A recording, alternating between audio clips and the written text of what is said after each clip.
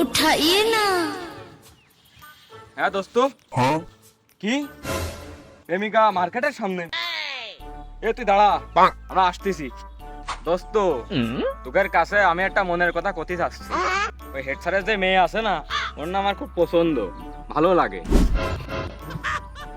তোর এত মেয়ে থাকতি হেড স্যারের মেয়ে পছন্দ, আর ও তো ময়দা সুন্দরী রে দোস্ত।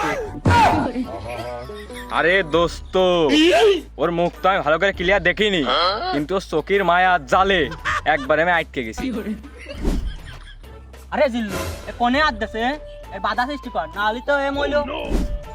বান্টি ঠিক কথাই কইছে, হেড স্যার যদি জানতে পারে তোর কোন কুচি মেরে দিবেন রে। এই আমার আর আমার প্রেমিকার মাঝে যদি ওই করোনা ভাইরাস আর আমপান ঝড়ু আসে, তা আমাকে দুজনে কেউ বাধা সৃষ্টি করতে পারবে না। তা নাই বুঝলাম দোস্ত, হেড স্যারের মেয়ে আমাদের সম্পর্কে কি হয়? মেয়ের কথা বাদ দে, হেড স্যারের বউ আমাদের কি হয় তাই কর। बात कुछ समझ न आए। কি হয়? নানি, দাদি না ভাবি? আরে ও যা হয় হবে নে, ওই আমি বিয়েটা করে নি, তারপরে তোরা মাকে ডাকছে। মারও তো নতুন নতুন খাবার খেয়ে আসছে না।